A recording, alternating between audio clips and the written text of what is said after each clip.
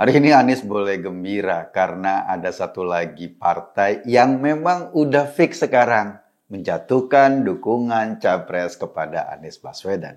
Sebelumnya Nasdem udah keluar-keluar kemana-mana, Anies capres, sampai Pak Surya Paloh pusingan sendiri gara-gara memang suasananya tidak sesuai dengan prediksinya.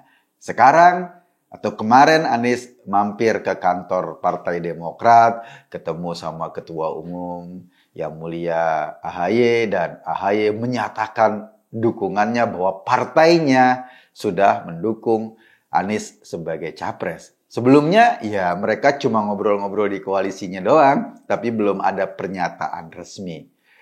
Kalau Nasdem sama Demokrat sudah menyatakan dukungan, artinya tinggal sebentar lagi.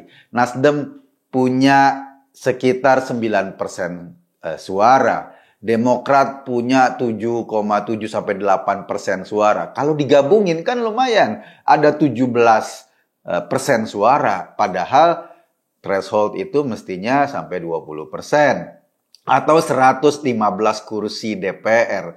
Kalau mereka digabung berdua, kursinya baru 113, kurang 2 kursi lagi. Karena itu kalaupun Nasdem gambrengan sama Demokrat belum cukup tuh untuk nganterin Anies jadi capres, harus ngegandeng satu lagi. Pertanyaannya siapa? Nah, kan itu yang menjadi pertanyaan besar. Siapa yang akan digandeng? Mungkin PKS, karena mereka kan udah ruyung-ruyung tuh bertiga bikin koalisi perubahan. Apanya yang berubah kita nggak tahu. Tapi nama koalisinya perubahan. Seolah-olah bangsa ini udah rusak banget sehingga mau diubah-ubah sama mereka. Apakah mau mengubah dasar negara? Apakah mau mengubah jadi khilafah? Kita nggak tahu. Tapi yang paling penting mereka ngomong bahwa koalisinya adalah koalisi perubahan. Nah, baru dua ini, Demokrat dan Partai Nasdem. Tapi yang menarik, ketika Anies lagi ketemu AHY dan AHY terang-terangan menyatakan Partai Demokrat mendukung Anies sebagai presiden, meski itu kelihatannya menurunkan tawarannya sendiri.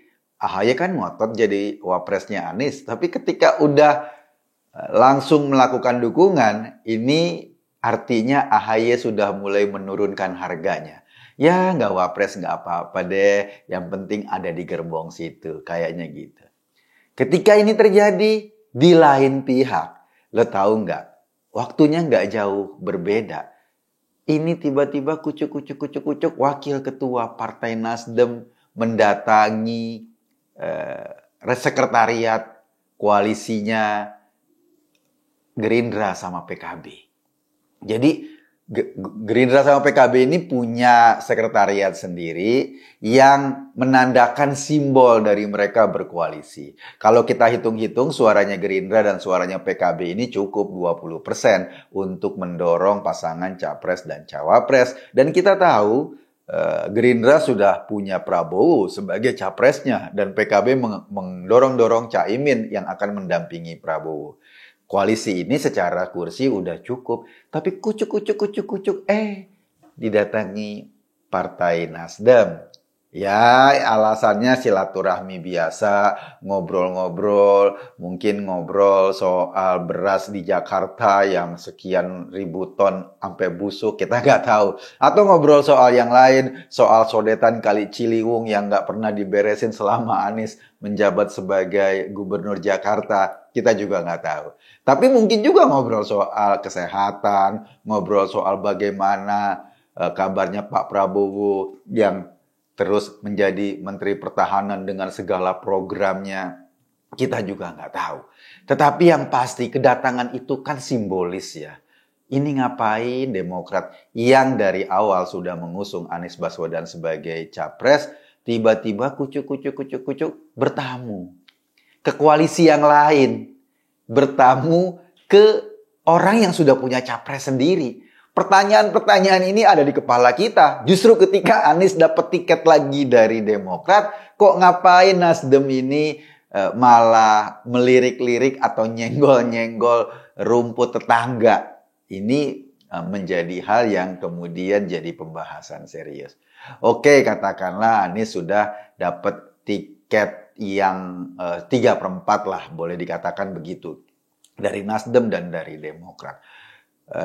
Dan kita tahu sebetulnya ada persaingan tersembunyi antara Nasdem dan Demokrat. Kalau kita bacakan dua platform partai ini, segmentasi yang mau diambil itu nggak jauh-jauh beda banget. Segmentasi pemilih yang mau diambil nggak beda-beda banget. Nasdem sudah berusaha untuk melakukan segala upaya mengkapitalisasi Anies Baswedan agar dapat manfaat buat partainya. Kemana-mana Nasdem, Anies, Nasdem, Anies, Nasdem, Anies. Kenapa ya? Karena baru Nasdem yang melakukan dukungan secara resmi. Sekarang ketika Demokrat melakukan dukungan secara resmi, kan Anies juga bisa dikapitalisasi oleh Partai Demokrat. Nah, proses pengkapitalisasian seperti ini di Demokrat jauh lebih mulus ketimbang Nasdem. Kenapa? Gini, Nasdem kan partai yang ada di pemerintahan Pak Jokowi. Sementara Anies ini posisinya itu kayak antitesa. Pokoknya segala sesuatu berbedalah dengan Pak Jokowi. Pak Jokowi suka kerja, Anies nggak terlalu suka misalnya. Pak Jokowi bisa menangani krisis ekonomi, barangkali Anies nggak terlalu gitu kan. Karena ketika pas krisis dana PEN turun, dia lebih sibuk membangun JIS ketimbang membangun ekonomi masyarakatnya.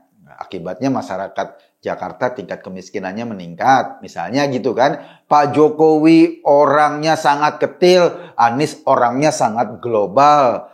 Pak Jokowi kalau ngomong apa adanya, Anies berbunga-bunga, bahkan kebun bunga juga kalah berbunganya sama Anies. Gitu loh. Jadi ini antitesanya Pak Jokowi. Nah, ketika Nasdem melakukan dukungan kepada Anies dan bermaksud mengkapitalisasi Anies, sementara Nasdem ada di pemerintahan Pak Jokowi, kan susah. Kenapa? Karena pemilih-pemilih Nasdem juga pemilih Jokowi pada saat Pilpres kemarin. Akibatnya apa? Akibatnya Nasdem harus mereplace, harus mempertahankan pemilih lama, tetapi berharap mendapat limpahan pemilih-pemilih baru. Hasil kerjanya atau hasil simpatinya kepada Anies Baswedan. Ini agak repot. Beberapa survei bahkan menunjukkan Nasdem agak jeblok loh surveinya. Pemilih lamanya kabur, pemilih barunya belum datang-datang. Beda kalau Anies dikapitalisasi oleh Partai Demokrat. Karena sejak awal Partai Demokrat posisinya memang sudah menjadi oposisi. Menjadi partai yang berhadap-hadapan langsung dengan pemerintahan Pak Jokowi. Kritik-kritik AHY, kritik-kritik SBY yang bilang bahwa pemerintahan zaman dia jauh lebih baik. Ya kan dia yang bilang, ya kita mah nggak perlu percaya. Tapi itu menandakan bahwa Demokrat itu sudah dari awal memasang posisi berhadap-hadapan dengan Jokowi. Kalau mereka mengkapitalisasi Anies untuk menambah jumlah suara legislatifnya misalnya, jauh lebih efisien, jauh lebih efektif ketimbang Anies dikapitalisasi oleh Nasdem. Nah, mungkin suasana persaingan itu yang pada akhirnya membuat Nasdem, waduh, jadi dia harus cari-cari alternatif atau harus melirik-lirik rumput tetangga. Kata orang memang rumput tetangga lebih hijau. Kalau memang rumput kita mau lebih hijau, ya kasih pupuk yang bagus biar tumbuhnya subur. Gue Kogun tadi hanya mengajak Anda berpikir, kesimpulannya ya terserah Anda. Terima kasih.